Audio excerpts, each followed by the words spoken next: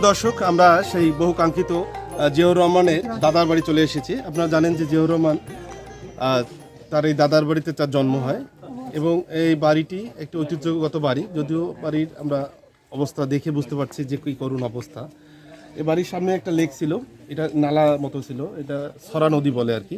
এই সরা নদীতে তিনি গোসল করতেন, ছোট বাচ্চাদের সাথে খেলতেন, দৌড়াতেন এবং খুবই দুরন্ত একটা ছিলেন হলো জিয়াউর রহমান। তো সেই জিয়াউর রহমানের বাড়ি আমরা এসেছি। জিয়াউর রহমানের বাড়ির গেট আপনারা দেখলে বুঝবেন, গেটে আমরা গেট দিয়ে ঢুকতেছি জিয়াউর রহমানের বাড়ি। আমরা আপনাদেরকে প্রত্যেকটা জায়গায় গিয়ে জিয়াউর রহমানের দেখি যদি কারোর মানে তার কোনো নিকটাত্মীয় বা কোনো লোকের সাথে দেখা পাই, তার সাথে আপনার সাক্ষাতে বিভিন্ন ধরনের কথা বলার চেষ্টা করবো। আমরা প্রবেশ করছি, আমরা প্রবেশ করছি। দেখেন বাড়ি আসলে এখানে আমিও দিয়ে ফিরি, আমরা আস্তে আস্তে আগান। বিভিন্ন বাগানের সাথে আমরা পরিচিত হব এবং চেষ্টা করব জিয়াউর রহমানের সেই থাকার ঘর। আসলে এখন আমার কাছে মনে হচ্ছে কেন জানি এটা একটা পরিত্যক্ত বাসভবন বা পরিত্যক্ত বাড়ি। আমরা এ পর্যন্ত কাউকে পেলাম না, যদি কোনো কেয়ারটেকার থেকে শুরু করে বা তার কোনো আত্মীয় স্বজন যদি পাই আমরা চেষ্টা করব। আমরা অনেক আশা নিয়ে এসেছি যে যিনি একজন সফল প্রেসিডেন্ট, বাংলাদেশকে একটা জায়গায় নিয়ে যাওয়ার জন্য যে চেষ্টা করেছেন, সেই জিয়াউর রহমানের সেই সফলতম অবস্থান থেকে শুরু করে তিনি আজকে সার্কেল শুরু করেছেন। এবং এখানে দেখছেন যে জহিরুদ্দিন মন্ডল, কামাল উদ্দিন মন্ডল পিতা মানে আর মরুমা জোবেদা বেগম এবং স্বামী জহিরুদ্দিন মন্ডল আর কি এখানে শহীদ কবরস্থান। আমরা খবর দেখছি, পারিবারিক কবরস্থান এই বাড়ি। আমরা চেষ্টা করবো বাড়িতে ঢোকার। আপনারা দেখছেন যে এই যে খোলা জায়গাগুলোতে জিয়াউর রহমান তার শৈশবকে এই খোলা জায়গায় কেটেছে। তিনি এই খোলা জায়গা আমরা যতটুকু জেনেছি আর কি, তিনি অত্যন্ত দুরন্তপনা জীবন লাইফ লিড করতেন, ছেলেদের সাথে মিশতেন, খেলতেন। আমরা চেষ্টা করবো দেখি কারোর সাথে কোনো দেখা পাই কিনা, যদি দেখা পাই তার সম্পর্কে জানার চেষ্টা করবো। সুপ্রিয় দর্শক, আমরা সেই কাঙ্ক্ষিত জিয়াউর রহমানের বাড়ি প্রবেশ করছি। হ্যাঁ, আমরা ঢুকে যাই বাড়িটিতে।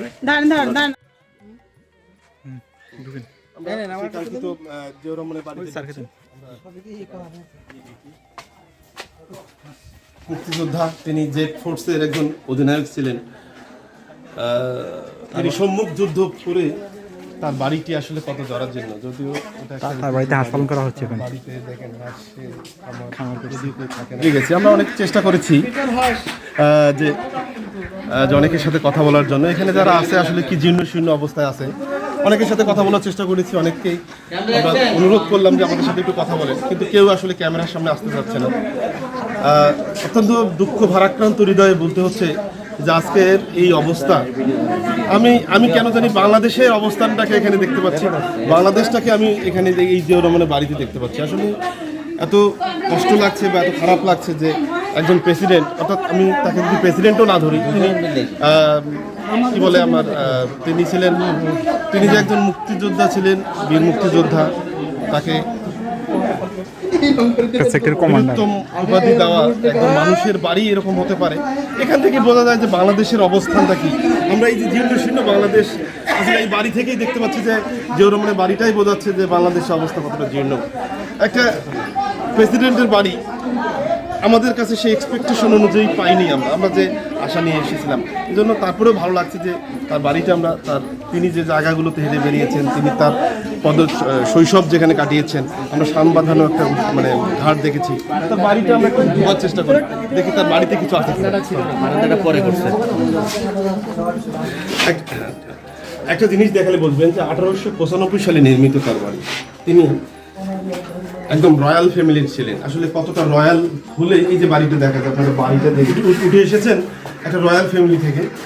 তার দাদা চাচারা মিলে একটা রয়্যালিটি নিয়ে এখানে বসবাস করতেন। সেই পরিবারটাকে আজকে কতটা নিশ্চিহ্ন করে দেওয়া হয়েছে বা কতটা নিশ্চিহ্ন হয়ে গেছে, এটা আসলে তার বাড়ি না আসলে, তার এখানে না আসলে আমরা আসলে এই জিনিসটা বা এই অনুভূতিটা আমাদের মাঝে আসতো না। আমরা তার রুহের আত্মার মাগফিরাত কামনা করি। তিনি যাতে তার এই যে দেশটাকে উন্নত করার জন্য যে সমস্ত কার্যক্রম করেছে, আমরা চেষ্টা করবো তার এই কার্যক্রমের জন্য আল্লাহ তাআলা তাকে যেন ব্যস্ত নসিব করে। আমাদের এক সহ প্রশিক্ষণার্থী বগুড়ার কৃতি সন্তান সিদ্দিক, তিনি আমাদেরকে এই শহীদ প্রেসিডেন্ট জিয়াউর রহমানের বাড়িতে নিয়ে এসেছেন। তাকে ধন্যবাদ জানাই যে আসলে তার জন্য আমরা এই সুযোগ পেয়ে এই বাড়িতে এসেছি। তো সিদ্দিক স্যার, আমি আপনার কাছে জানতে চাচ্ছি যে আসলে আপনার এখানে এসে আপনার অনুভূতিটা কেমন লাগছে? আমি তো এর আগে অনেকবার এখানে এসেছি। এখানে এসে আমার যেটুকু ফিল করতে পারছি যে এখানে এই বাড়িটা যদি সাংস্কৃতিক মন্ত্রণালয়ের অধীনে হতো, আশেপাশে পুরো কীর্তি মন্ত্রণালয়ে অধীনে দেওয়া হতো। আশেপাশে যদি কয়েক একর জায়গা নিয়ে একটা উন্নয়ন হতো, এখানে একটা জাদুঘর হতো, তাহলে জিয়ার সম্পর্কে, শহীদ প্রেসিডেন্ট জিয়াউর রহমান সম্পর্কে, তার পরিবার সম্পর্কে আমরা দেশবাসী জানতে পারতাম এবং দেশবাসী এখানে আসারও একটা সুযোগ পেত। তো আসলে আমরা এখানে অনেকের সাথে এই বাড়িতে যারা আছে মানে তাদের সাথে কথা বলার চেষ্টা করলাম, কিন্তু কেউ আসলে এখানে আমাদের সাথে কথা বলতে চাচ্ছে না। তাদের মধ্যে ভয়, আশঙ্কা, সংখ্যা কাজ করছে। এই বিষয়টা কেন মনে হচ্ছে? স্যার, আমিও একই দলই।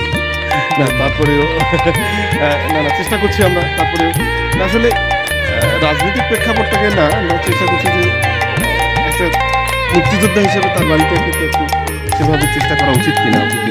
উচিত তো আমি বললামই, অবশ্যই এটা বললে ভালো হতো। আমাদের দেশে তো অন্তত আদর্শে যারা বড় হতে চায় তাদের একটা স্বপ্ন প্রেসিডেন্ট সাহেবের বাড়ি দেখা, তার জীবনযাপন, কালচার, এগুলো তো মাটি মানুষের যে সম্পর্ক, এটা এখানে এসে তাদের প্রস্ফুটিত হতে পারত। ধন্যবাদ আপনাকে আসলে আমাকে এই ভিডিওতে সময় দেওয়ার জন্য। এবং আমি বুঝেছি আপনি অনেক কষ্ট করে আমাকে অনেকগুলো কথা বলতে চেয়েও না বলা কথাগুলো বলেছেন। তারপরে ধন্যবাদ আপনাকে। ধন্যবাদ স্যার। আসসালামু আলাইকুম। সুপ্রিয় দর্শক, আমরা জিয়াউর রহমান অত্যন্ত ভারাক্রান্ত হৃদয়ে শহীদ প্রেসিডেন্ট জিয়াউর রহমানের বাড়ি পরিদর্শন শেষে আমরা বেরিয়ে যাচ্ছি। আপনারা দেখেন যে তার বাড়িতে যে হাঁসের চাষ হচ্ছে, একদম তালা মারা, কেউ নাই। কতটা জীর্ণ শীর্ণ হলেই এই অবস্থা হয়। দেখেন তার বাড়িতে এই যে খুলে যাচ্ছে সব, কেউ দেখার নেই। আমরা চেষ্টা করলাম আপনাদের সাথে থেকে, চেষ্টা করতেছি যতটুকু পারা যায় এই ভিডিওটি করে, বা এটিকে চেষ্টা করব। হয়তো এখন এটাকে পাবলিশ করা সম্ভব নয়, কোনো একটা সময় হয়তো আমরা পাবলিশ করতে পারবো, তখন এটা সম্ভব। আসলে কতটা জীর্ণ, কতটা শীর্ণ, একেবারেই একটা দেখেন কতটা খারাপ অবস্থা আমাদের বাড়ি। চেষ্টা করছি আপনাদের দেখানোর।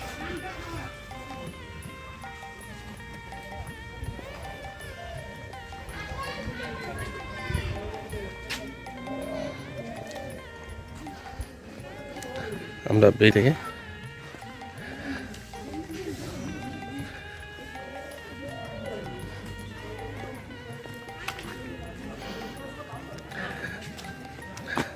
চাচি একটু কথা বলি আপনার সাথে।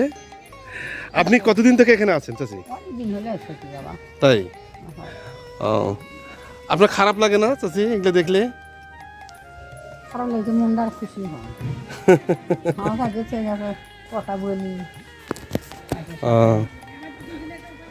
তো আপনি কি জিয়াউর রহমানকে দেখেছেন? মানে জিয়াউর রহমান দেখেন তখন আপনি মানে আপনার কত বড় ছিলেন? আপনি কেমন ছিল আপনার? তখন আমার আসলে আমার বেটা বৃষ্টি পাইনি। ও না, তাহলে আপনি ছোটতে তাকে তো দেখেননি অবশ্যই? ছোটতে দেখেননি। বড় হয়ে যখন তিনি এসেছিলেন, প্রেসিডেন্ট হওয়ার পর মনে হয় তিনি এখানে আসেননি, তাই না?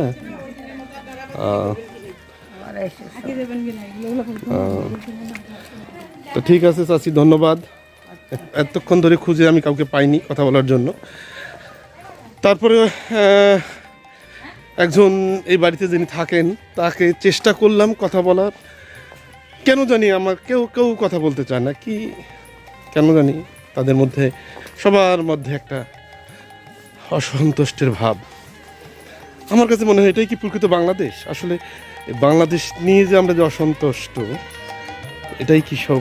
যশোর থেকে আপনি যে জিয়াউর রহমানের বাড়িটা দেখলেন, আপনাকে কেমন মনে হচ্ছে বাড়িটা দেখে? আপনার অনুভূতি তো আসলে এখানে আসলে তোমার ব্যথা জাগ্রত হওয়া মতো।